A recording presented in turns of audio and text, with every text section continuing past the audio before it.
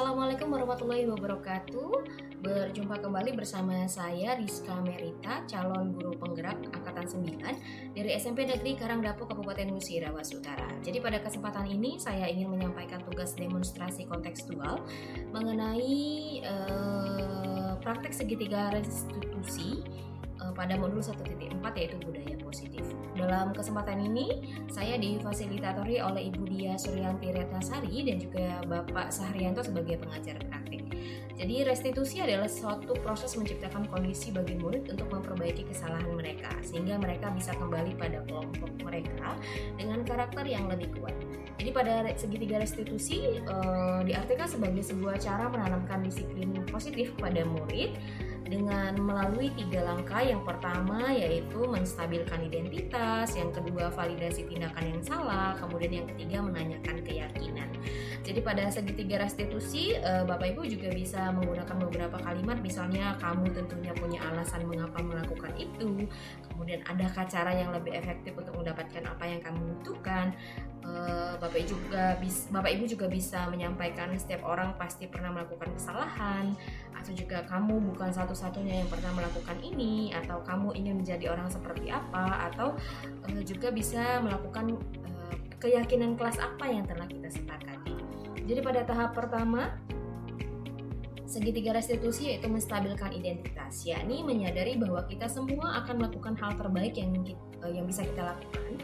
Adapun beberapa kalimat yang dapat digunakan oleh Bapak Ibu dalam tahapan ini, yang pertama, berbuat salah itu tidak apa-apa, yang kedua, tidak ada manusia yang sempurna, yang ketiga, saya juga pernah melakukan kesalahan seperti itu, yang keempat, kita bisa menyelesaikan ini, yang kelima, Bapak Ibu tidak tertarik mencari siapa yang salah, tapi Bapak Ibu ingin mencari solusi dari permasalahan ini.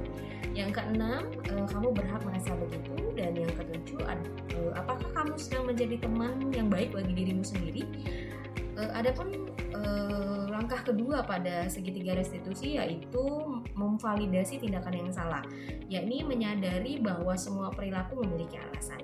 Pada tahapan ini, Bapak Ibu bisa menggunakan kalimat yang dapat digunakan. Yang pertama, padahal kamu bisa melakukan yang lebih buruk dari ini ya. Atau yang kedua, kamu pasti punya alasan mengapa melakukan hal itu. Yang ketiga, kamu patut bangga pada dirimu sendiri karena kamu telah melindungi sesuatu yang penting buat kamu.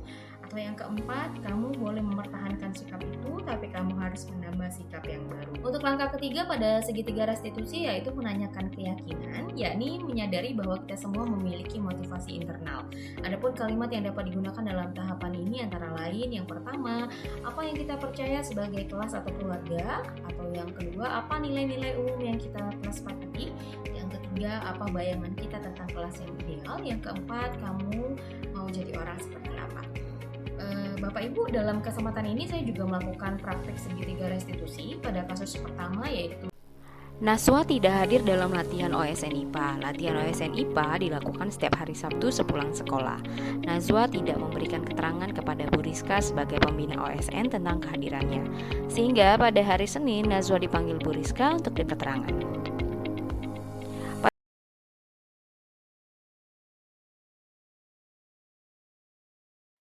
Nazwa, kamu hari Sabtu tidak ikut latihan OSN IPA kita ya? Ya Bu, karena hari Sabtu saya buru-buru pulang karena diajak Ayu pergi ke Linggau. Oke, jalan-jalan ke kota itu sesuatu yang mengasihkan ya kan? Ibu juga sebenarnya ingin juga jalan-jalan ke kota. Tapi menurut Nazwa, apa yang sudah dilakukan itu apakah sudah sesuai dengan keyakinan kelas OSN kita? Tidak Bu, sebenarnya saya tidak ingin bolos latihan OSN tanpa izin. Oke, berarti Nazwa sudah tahu bahwa kita ada keyakinan kelas OSN. Menurut Nazwa, apakah yang sudah Nazwa lakukan itu sudah sesuai dengan peraturan sekolah dan peraturan keyakinan kelas OSN kita? Ya Bu, mengenai tata tertib dengan peraturan dan kegiatan sekolah. Nah, berarti Nazwa kan sudah tahu ya bahwa di kelas OSN kita itu ada keyakinan kelas. Menurut Nazwa, solusi terbaik apa yang bisa Nazwa berikan untuk hal yang sudah Nazwa lakukan tersebut? Saya harus minta izin dengan Ibu sebagai pembina OSN. Oke, baik. Adakah solusi lain yang bisa Nazwa berikan ke Ibu untuk hal yang sudah dilakukan? Saya harus ikut kegiatan OSN dulu, baru pulang dan ikut Ayu pergi ke Linggau. Oke, dalam hal ini berarti Nazwa sudah paham betul dengan keyakinan kelas kita ke depan. Ibu harap mahasiswa bisa mengikuti keyakinan kelas dengan sebaik-baiknya sesuai dengan apa yang sudah kita sepakati di awal ya.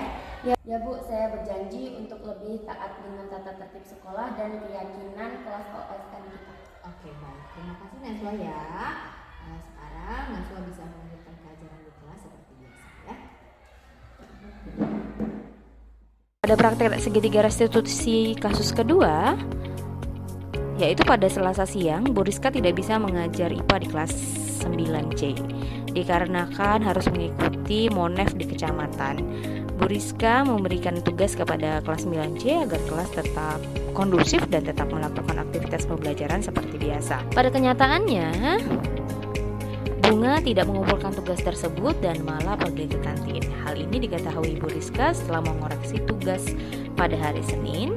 Namun pada saat dicek buku presensi ternyata Bunga hadir di sekolah, sehingga Bu Rizka memanggil Bunga untuk klarifikasi hal tersebut.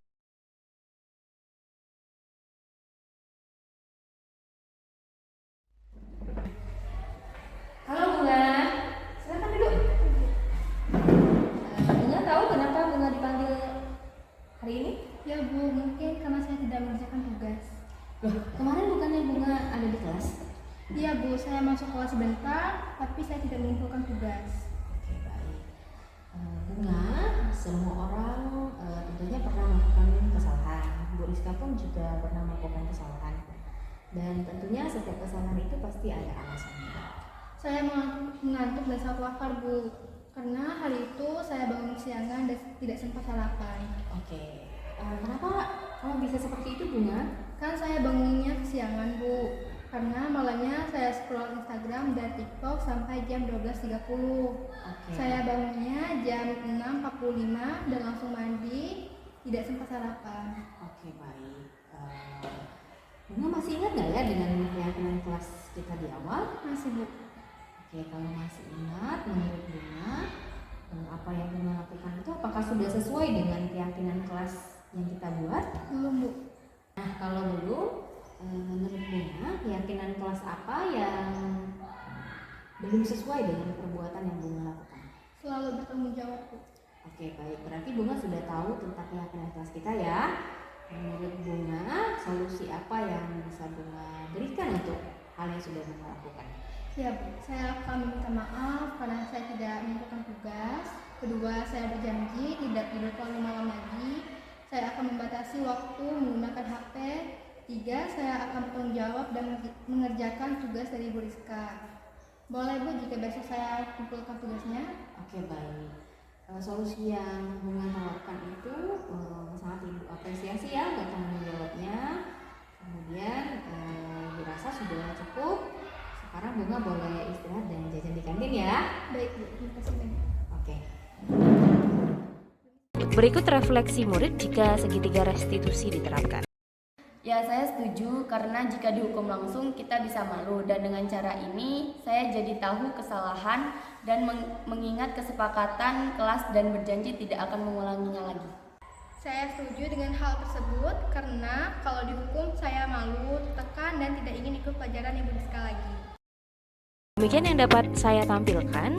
Semoga bermanfaat Bapak Ibu. Jadi satu di antara bentuk penghormatan yang paling tulus sebenarnya adalah mendengarkan dan menghargai apa yang dikatakan orang lain. Demikian, wassalamualaikum warahmatullahi wabarakatuh. Bye-bye.